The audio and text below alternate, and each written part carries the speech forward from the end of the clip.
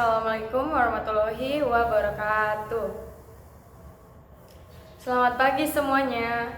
Senang sekali bisa bertemu dengan kalian hari ini. Semoga kalian dalam keadaan sehat dan semangat belajar ya. Baik anak-anak, sekarang ibu absen dulu ya. Siapa aja yang tidak masuk pada hari ini? A few moments later. Baik, yang tidak masuk cuma 2 orang ya. Oke, selanjutnya mari kita lanjutkan pembelajaran kita pada hari ini. Baik, anak-anak, pernahkah kalian melihat atau mendengar berita tentang banjir besar yang melanda Jakarta beberapa tahun terakhir? Nah, ribuan orang kehilangan rumah dan pekerjaan karena bencana itu. Menurut kalian, apa sih penyebab dari banjir besar seperti itu? Dan dampak apa yang dirasakan masyarakat akibat banjir tersebut?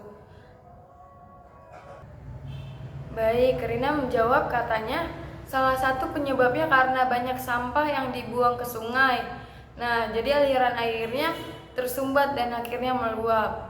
Wah, jawaban yang sangat bagus, Rina. Terima kasih sudah berani berbagi pendapat. Sampah memang menjadi salah satu faktor utama penyebab banjir. Nah, baik yang lainnya apakah ada pendapat lain? Dedi jawab katanya kalau menurut dia, banjir juga terjadi karena pembangunan di kota yang tidak memperhatikan saluran air. Nah, karena banyak gedung dan jalanan yang dibangun, tetapi tidak memperhatikan saluran airnya yang mana menjadi sempit. Itu salah satu yang mengakibatkan banjir menurut Dedi. Wah, ide yang menarik, Dedi. Benar sekali. Tata kota dan pembangunan yang tidak memperhatikan lingkungan juga bisa menyebabkan banjir. Jadi bagaimana dengan dampaknya? Siapa yang bisa menyebutkan dampak dari banjir bagi masyarakat? Wah, Rina menjawab lagi, katanya dampaknya banyak orang harus mengungsi, sekolah jadi libur, dan ada juga yang sakit karena air kotor. Wah, jawabannya sangat lengkap, terima kasih ya. Banjir memang membawa banyak dampak, mulai dari kesehatan, pendidikan, sampai ke ekonomi. Kalian semua hari ini sudah menunjukkan rasa ingin tahu dan berpikir kritis yang luar biasa. Hari ini kita akan belajar bagaimana memahami dan mencari solusi masalah sosial seperti banjir ini lewat kacamata sosiologi. Kita akan membahas faktor-faktor penyebab, dampak, dan mencari bersama solusi yang bisa dilakukan oleh masyarakat. Baik, semuanya siap untuk belajar? Oke, sekarang mari kita mulai pembelajaran hari ini dengan semangat. Baiklah, sekarang kita akan membahas lebih dalam tentang masalah banjir yang sering terjadi di Jakarta dan beberapa daerah lainnya. Masalah ini bukan hanya soal air yang meluap, tetapi ada banyak faktor yang menyebabkan hal ini terjadi berulang kali. Supaya kita bisa menganalisis masalah ini dengan baik, mari kita bagi ke dalam beberapa aspek penting, yaitu penyebab, dampak sosial, dan kelompok masyarakat yang paling terdampak. Pertama, kita bahas dulu tentang penyebab banjir. Nah, ada beberapa faktor seperti sampah yang menyumbat saluran air, tatanan kota yang kurang memperhatikan drains, dan perilaku masyarakat yang kurang peduli terhadap lingkungan. Lalu yang kedua, dari sisi dampak sosial, banjir menyebabkan banyak orang kehilangan tempat tinggal, sekolah-sekolah terpaksa libur, dan muncul berbagai penyakit akibat air yang tercemar.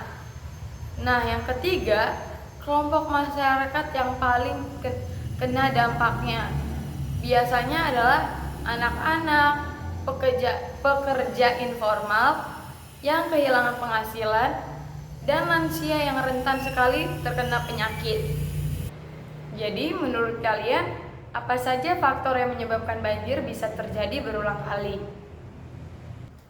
Jawaban yang sangat bagus, Rina. Kata Rina, salah satu faktor utamanya adalah banyaknya sampah yang dibuang sembarangan sehingga saluran air tersumbat.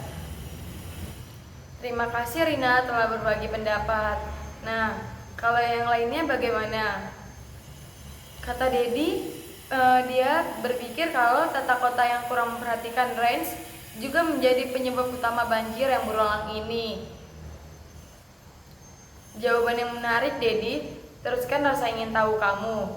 Nah, selanjutnya, siapa yang paling terdampak dari masalah ini menurut kalian? Teman kalian yang menjawab, katanya anak-anak dan pekerja informal yang kehilangan penghasilan adalah yang paling terdampak. Wah, jawaban yang sangat bagus. Terima kasih ya sudah berbagi pendapat. Nah, teman kalian juga ada yang setuju. Katanya lansia juga sangat rentan terkena penyakit akibat banjir. Benar sekali ya, jawaban kalian semuanya sangat tepat. Kalian semua sudah memberikan pendapat yang sangat baik. Dengan memahami penyebab, dampak, dan kelompok yang terdampak, kita bisa mulai berpikir tentang solusi yang tepat untuk masalah banjir ini. Nanti kita akan lanjutkan dengan mendiskusikan solusi yang bisa dilakukan bersama. Setelah kita sudah memahami penyebab dan dampak banjir, sekarang kita akan mencoba mencari solusi bersama dengan pendekatan sosiologis. Dalam sosiologi kita sudah belajar bahwa interaksi sosial sangat penting, terutama bagaimana masyarakat bisa bekerja sama untuk mengatasi masalah bersama. Selain itu, lembaga sosial seperti RT, RW, pemerintah, dan komunitas juga memegang peran penting dalam menangani masalah ini. Tidak kalah penting, nilai dan norma yang kita pegang bersama-sama, seperti menjaga kebersihan dan lingkungan, menjadi kunci keberhasilan pencegahan banjir. Menurut kalian, apa yang bisa dilakukan masyarakat untuk mencegah banjir? Rina lagi-lagi menjawab. Kata dia, masyarakat bisa rutin membersihkan saluran air dan tidak membuang sampah sembarangan. Wah, jawaban yang sangat tepat ya, Rina. Gotong royong membersihkan saluran air memang sangat efektif untuk mencegah banjir. Wah, ada yang menjawab lagi, katanya masyarakat juga harus aktif mengikuti program bank sampah supaya sampah bisa dikelola dengan baik. Ide yang bagus ya. Bank sampah memang membantu mengurangi sampah yang kita buang ke sungai dan saluran air. Jadi karena adanya bank sampah ini, saluran tidak akan mampet lagi dan sungainya juga tidak akan tercemar dan akan meluap nantinya kalau sedang hujan, begitu. Jadi, apa peran pemerintah dan sekolah dalam mengatasi masalah banjir ini menurut kalian? Nah, kata Bayu, katanya pemerintah harus membangun dan memperbaiki sistem drains serta membuat aturan yang tegas tentang pengelolaan sampah. Betul sekali ya Bayu, memang pemerintah harus memiliki peran yang penting dalam menyediakan fasilitas dan regulasi yang mendukung pencegahan banjir ini. Jadi pemerintah memang harus tegas tentang masalah banjir ini agar tidak terjadi berulang-ulang lagi kali. Nah, Sari juga mengasih pendapatnya, katanya sekolah bisa mengedukasi siswa tentang pentingnya menjaga lingkungan dan mengajak mereka ikut program bersih-bersih. Bagus sekali Sari. Nah, edukasi di sekolah juga sangat penting karena biar anak-anak pada saat di sekolah dari SD atau sejak dini dia mempunyai kesadaran untuk menjaga kebersihan lingkungan sekitarnya. Di Indonesia beberapa solusi nyata sudah diterapkan seperti bank sampah, gotong royong membersihkan saluran air, dan edukasi lingkungan di sekolah. Nah, sekarang coba bandingkan dengan ide-ide kalian tadi. Apakah ada yang sama atau mungkin berbeda? Betul sekali, tadi ide-ide yang kalian ajukan atau yang udah kalian utarakan ada yang sama dengan yang sudah diterapkan. Itu tadi gotong royong membersihkan saluran air. Ide bank sampah juga sama dengan program yang sudah ada. Berarti kalian sudah sangat bagus untuk menunjukkan kalau kalian sudah dapat memahami solusi yang efektif dan relevan. Nah, kalian juga bisa mengembangkan ide-ide baru berdasarkan pengalaman dan lingkungan kalian sendiri. Contohnya seperti di daerah kalian mungkin pernah terjadi banjir. Nah, kalau kalian lihat apa sih penyebab banjir yang ada di lingkungan kalian itu? Misalnya emang banyak tetangga-tetangga atau orang di sekitar kalian kesadaran dalam membuang sampah pada tempatnya itu kurang, mungkin kalian akan memberikan solusi yang berbeda, misalnya edukasi. Berarti kalau seperti itu edukasi dalam menjaga lingkungan, atau mungkin banyak yang suka menebang pohon di daerah sekitar kalian padahal sebelumnya asri. Nah, mungkin kalian akan memberikan solusi yang berbeda. Jadi kalian sudah sangat bagus dalam memberikan solusi dalam suatu masalah. Jadi ingat, kerjasama masyarakat, peran lembaga sosial, dan kesadaran nilai serta norma sangat penting untuk mengatasi masalah sosial seperti banjir. Jadi dengan pendekatan sosiologis kita bisa memahami nih dan berkontribusi dalam memberikan solusi untuk masalah yang ada atau masalah yang kalian hadapi bersama.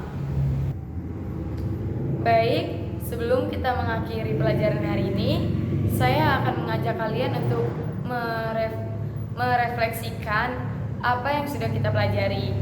Jadi, apa hal baru yang kalian pelajari tentang masalah sosial dan solusi yang bisa kalian lakukan bersama? Rina jawab, katanya dia hari ini belajar bahwa masalah sosial seperti banjir tidak hanya soal alam, tetapi juga perilaku kita dan kerjasama masyarakat penting untuk mengatasinya. Bagus sekali ya Rina, itu poin yang sangat penting.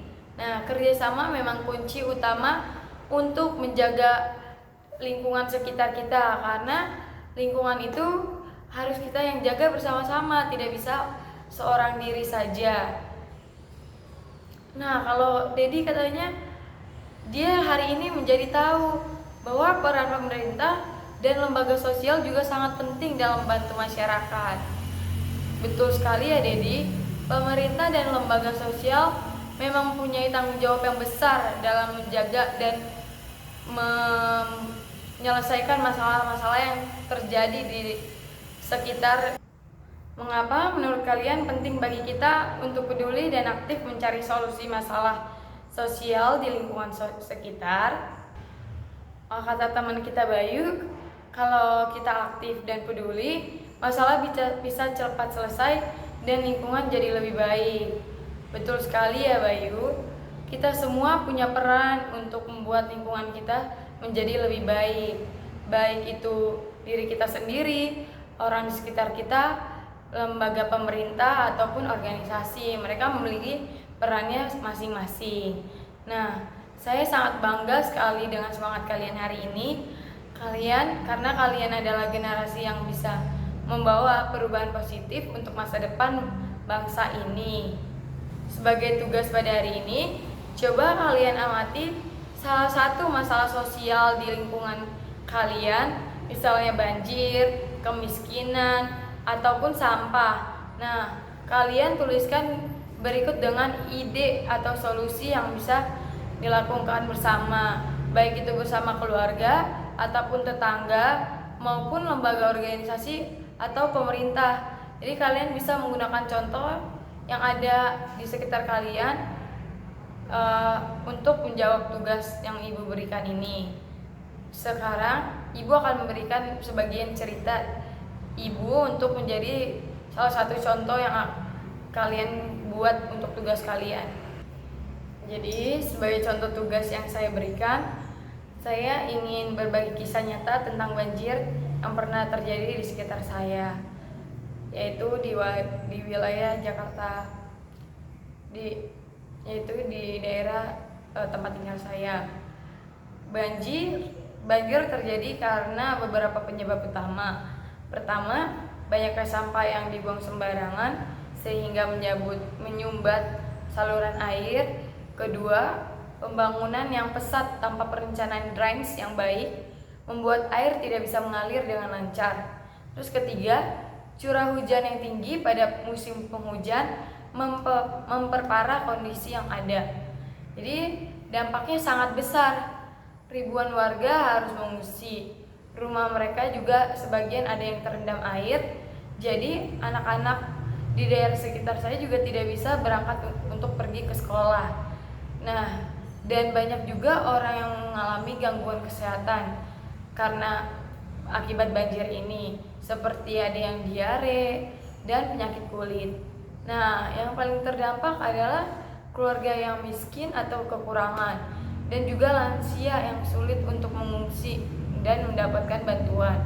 Jadi, untuk solusi yang masalah yang terjadi ini, masyarakat di sana mulai melakukan gotong royong untuk membersihkan saluran air secara rutin. Pemerintah juga membangun pompa air dan memperbaiki saluran drainage di sekitar. Jadi di sekolah juga mengambil peran penting. Mereka mengadakan edukasi lingkungan agar siswa dan keluarga siswa lebih sadar akan kebersihan. Sekolah juga melakukan program bank sampah.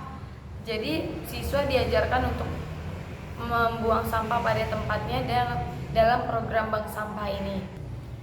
Yang mana karena adanya program bank sampah ini juga dapat mengurangi limbah yang akan masuk ke sungai.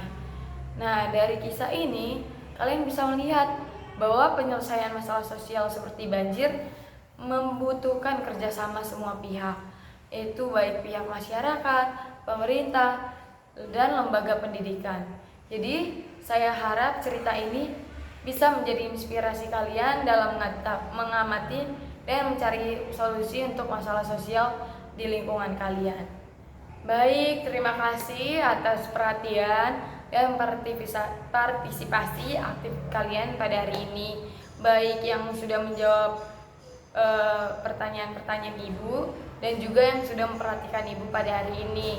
Jadi tetap semangat belajar ya, jaga kesehatan dan sampai jumpa di pertemuan berikutnya. Assalamualaikum warahmatullahi wabarakatuh.